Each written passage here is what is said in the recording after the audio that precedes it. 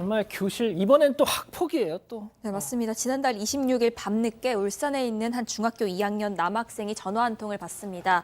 전화 건 사람이 다른 학교에 다니고 있는 또래 여중생이었는데 잠깐 나와라 만나자 이런 내용이었습니다. 그래서 그 자리에 나갔더니 이 여학생을 포함해서 여중생 3명이 있었고요.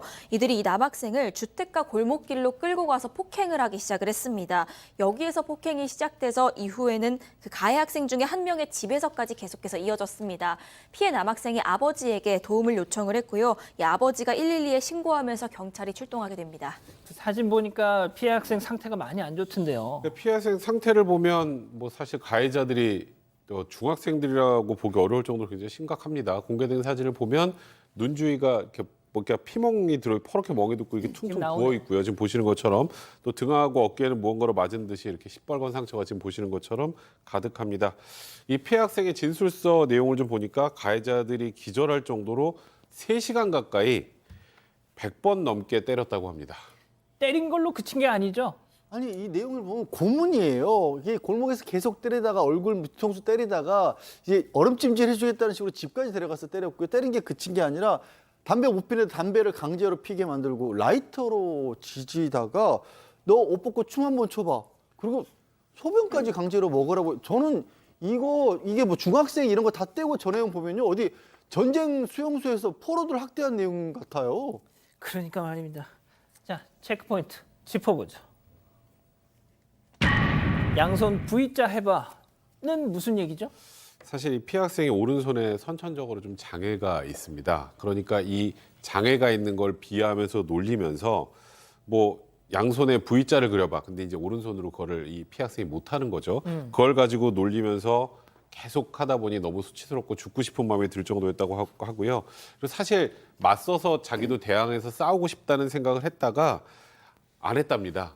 그 이유가 자기도 같이 폭력을 하는 사람이 일이 커지고 나를 가해하는 저 여학생들이 처벌을 받지 않을 것 같아서 우리나라 아시겠지만 정당방위가 인정이 잘 안 되잖아요. 그래서 그랬다고 하고 그리고 또 무엇보다도 좀 평소에 친하게 지냈던 친구에게 맞아서 모멸감이 너무 컸었다고 합니다. 들으셨죠? 한때 친구였던 애가 나한테 이런 짓을 하니까 모멸감을 느꼈다. 참, 이 어린 친구가 그런 걸 느낀 거예요. 자, 소장님. 네. 친구한테 맞으니 그게 얼마나 상처가 크겠어요. 뭐 원래 뭐 그냥 뭐 일진 이런 녀석들한테 맞아도 지금 이게 좀 정신이 온전하지가 못할 텐데 말이죠. 네. 저는 이 친구가 사진으로 보면 온 몸도 굉장히 다쳤죠. 뭐 라이터로도 몸을 지졌고 뭐 100대 넘게 3시간 가량을 맞았는데 저는 그 몸의 상처도 크지만 아마도 마음의 상처가 훨씬 더 클 것이다. 왜냐하면 지금 중학교 남자애면은 가장 예민한 사춘기 정점에 있는데 거기에 남자애가 여자애 3명한테 맞으면서 폭력뿐만 아니라 지금 옷을 벗게 했고요. 그 아이들 앞에서 춤을 추게 했고요. 소변까지 먹게 했어요. 그 마음의 상처를 도대체 어떻게 이 아이들이 처벌받는다고 해서 이 남자아이의 마음이 온전히 상처가 치유될까, 또 어머님의 마음이 치유될까라는 마음이 들어서 이번 사건 너무 이것도 심각하다라는 생각이 들었고요. 이 남자아이가 사실 본인이 고통스러웠던 것보다 훨씬 더 적게 표현하고 있을 수가 있어요. 네, 그렇기 때문에 이 아이가 정말 그때 기분이 어땠는지, 어떤 상처를 입었는지 충분하게 표현하게 해줘서 이 아이가 당한 것을 정확하게 우리가 다 파악할 필요가 있다는 생각이 듭니다. 어머니는 지금 어떤 상황이죠? 한 언론과의 인터뷰에서 이렇게 얘기를 하셨는데요. 아무리 어린아이들이라고 하지만 어떻게 애한테 그런 짓을 시키냐. 우리 애가 그 정도로 죽을 죄를 지은 것도 아니지 않냐라면서 분통을 터뜨렸습니다. 그런데 이 피해 남학생이 어머니를 보자마자 엄마 저 괜찮아요 라고 얘기를 했다는 겁니다. 아마도 어머니를 위해서 괜찮다고 하는 것 같은 느낌이었다고 말을 했는데요. 그런데 그 속은 오죽하겠냐라면서 분노하기도 했습니다. 자, 그 양 변호사님 말씀으로 그냥 좀 마무리를 하겠습니다. 그 말씀드렸지만 촉법이에요, 촉법. 예, 이들 세 무리 중에 2명인가가 촉법입니다. 자, 일단 촉법에 7자만 나오면 뭐 그냥 다들 기겁을 하십니다, 이제는. 형사처벌을 안 받지만 10살은 넘었기 때문에 소녀부 송치 사건으로서의 조치는 필요할 것으로 보이고요. 그중에 일부는 또 자기들은 그런 짓을 하지 않았다고 부인하고 있다라고 합니다. 학교는 학교대로 진상조사를 해서 나름의 학교폭력 대책위원회를 꾸려서 대책을 하겠다라고 했고, 경찰에서도 소녀부 송치라거나 아니면 촉법을 넘어선 이 학생의 경우는 이제 소년법을 적용해서 형사처벌할 계획이라고 합니다. 뭐 아시겠지만 법무부가 지난해 12월 촉법 소년 연령을 만 13세 미만으로 딱 한 살, 많이도 아니고 딱 한 살 낮추는 이 법 개정안을 제출했는데요, 국회에.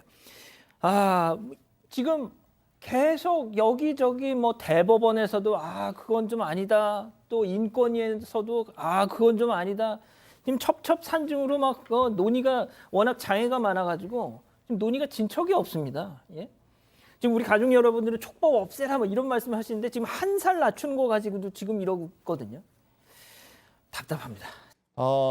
지난달 초에 뉴스룸에서 이제 보도를 했던 사건도 있었습니다. 앞서 나갔던 이제 화면인데 이제 10대 학생들이 지하 주차장에서 이제 또라이 여학생을 집단 폭행하면서 뭐 조롱을 하고 뭐 죽을 것 같냐 이렇게 조롱까지 하고 이 장면이 이제 영상으로 찍어서 이게 남아서 보도까지 됐던 그런 사안이에요. 이건 또 어떤 사건이었습니까?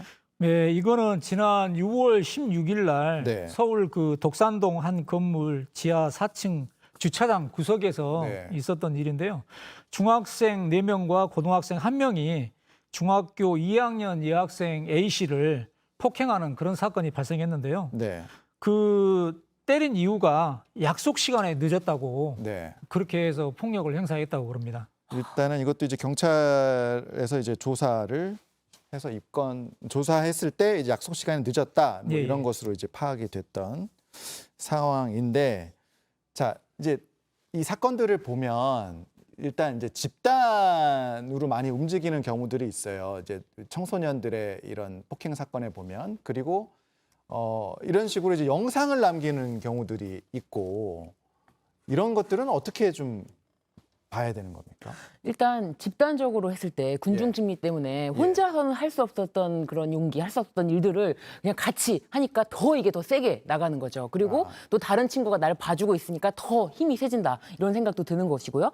그리고 이게 나 혼자만의 잘못이 아니야. 나 혼자 이런 짓을 범행을 한 것이 아니라는 어떻게 보면 자기들끼리의 증거도 되지만 네. 피해자를 괴롭힐 목적으로 이 영상을 남기는데 결국에는 이 영상을 통해서 모든 증거가 고스란히 남고 사실 그리고 이제 어떻게 집단 폭행이 있었는지를 글로 보는 것과 이 영상으로 보는 것과는 굉장히 다르지 않습니까? 예. 이 참혹한 영상이 그대로 남음으로 인해서 더 처벌 수위가 높을 수밖에 없다. 저는 좀 이렇게 보여집니다.